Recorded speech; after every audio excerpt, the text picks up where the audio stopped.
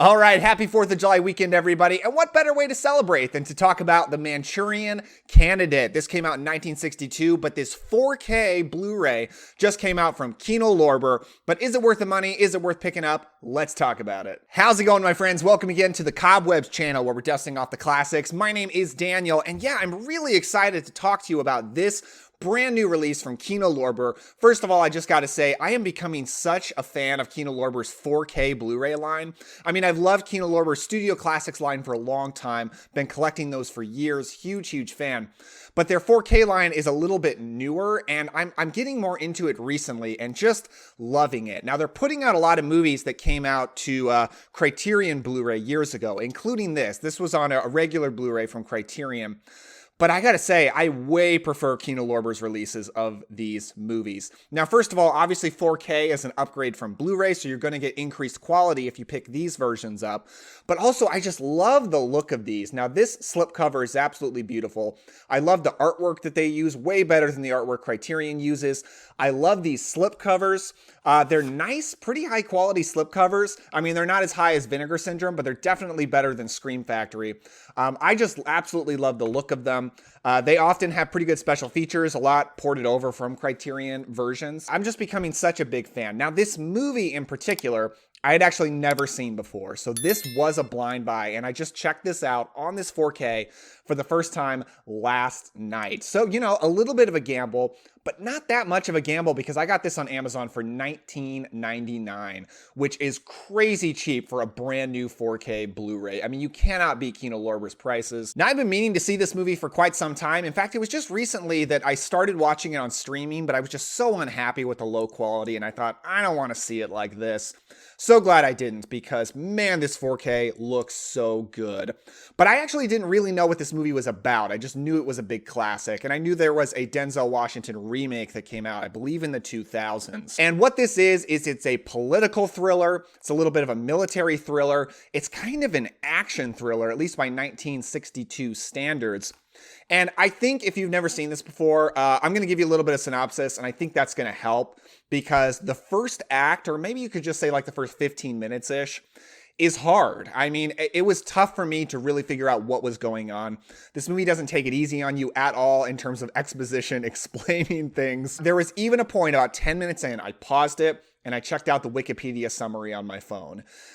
Just read up to the point where I was at. I didn't spoil anything for myself, but I was like, I need a little bit of help knowing what's going on. So what this is it's about a military platoon during the Korean War, and they are led by Frank Sinatra and Lawrence Harvey. And the platoon gets captured by Russian and Chinese soldiers. And then it cuts to them back in America afterwards. And Lawrence Harvey is getting the Medal of Honor for saving all of them. But you don't exactly know what's going on. But it turns out what really happened is they were brainwashed by these Russian and Chinese soldiers.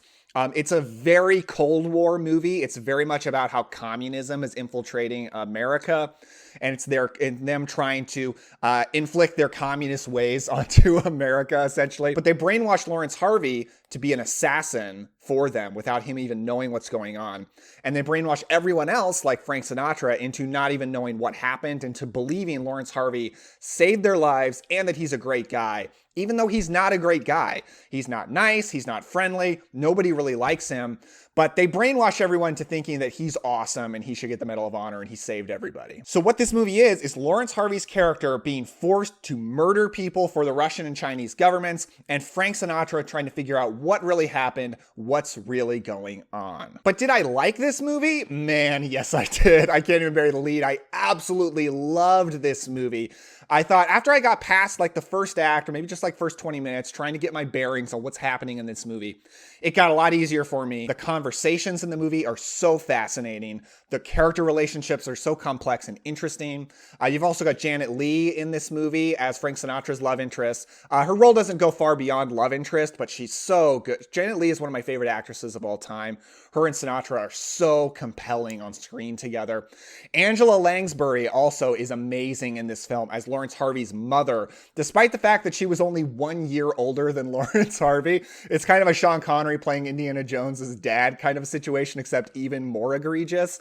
But they sold it. They made it work for me.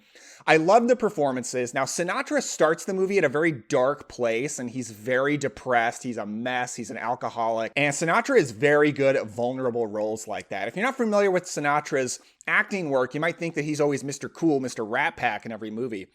That's not the case. He plays a lot of dark, vulnerable roles, but he gets progressively cooler and more self-assured and more in control as the movie goes, as he's figuring out more and more what's going on. He gets more confident.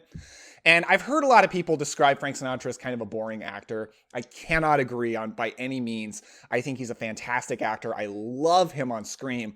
But there's absolutely no doubt that the movie belongs to Lawrence Harvey, an actor I was not super familiar with. I did see him recently in The Wonderful World of Brothers Grimm. He's one of the leads in that. But he is incredible in this movie as this unpleasant guy who is getting sucked into this web of murder, who has this very tragic backstory in terms of a love interest, and can he redeem himself? Can he not? He's so compelling. Absolutely loved him in this movie.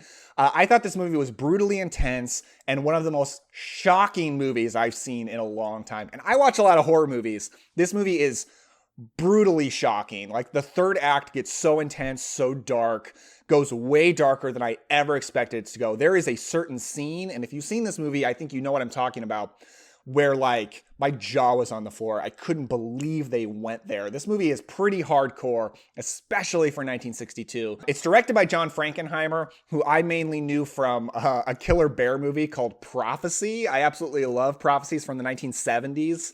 But man, this is a spectacular film. On 4K, looks absolutely gorgeous. I don't have the Criterion Blu-ray. I can't tell you a comparison, but I thought it looked amazing.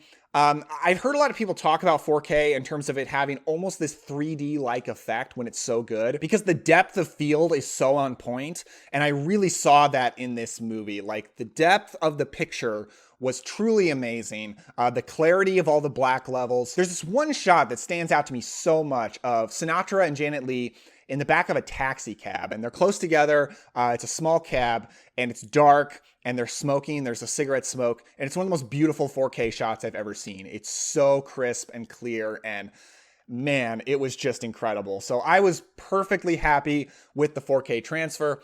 In terms of special features, it's actually got quite a bit. There's this one interview, of course, from years ago, because it has John Frankenheimer, Frank Sinatra, and the writer, whose name escapes me. And I think it was from the 70s by the look of Sinatra. I think that's probably when it was. Just them kind of talking about this movie, very freeform, not interview style, really. That's really cool to see, particularly just seeing those legends together. There's a great interview with Angela Lansbury where she's talking about the film. I think she was like 90 years old when she did it, and she's still, her mind is totally there. Like, she's just, it seems like she's in great shape, and it's really awesome to see. Yeah, I was really happy with the special features on this thing. In addition to that, there's an outtake on here. That's interesting. Fascinating. There's an individual interview with William Friedkin. That's interesting. I didn't watch that. And there's an audio commentary by John Frankenheimer. Very cool. So when you open this up, you get the movie on a 4K, and then there is a special features Blu-ray. And I do kind of wish that they had included the movie also on that special features Blu-ray, but I'm guessing Criterion still has the rights to the actual Blu-ray, and they only have the rights to the 4K. That's my guess. That's probably why. But hey, this isn't exactly a movie I would just throw on up in my living room just to kick back to. This is a really, like, get invested kind of a movie. So I'd probably only watch this down in my basement with all the lights off in the evening on 4K. So that works out for me. If it's a goofy comedy, I kind of want the Blu-ray too, so I can just chill to it, like upstairs where I don't have a 4K player. A movie like this, I'm cool with just having the 4K. So let me know in the comments below your thoughts on the Manchurian Candidate. Have you seen it before? What do you think about it? Are you going to pick up this 4K? Let me know all your thoughts down below. If you enjoyed this, I'd appreciate you dust off that like button. And if you want to see more videos like this, dust off the subscribe, because I've actually got another video coming very soon on my Vinegar Syndrome halfway to Black Friday sale haul, so you can look forward to that. Thank you all so much. Have a great 4th of July weekend. Don't forget to have some fun. I'll see you later.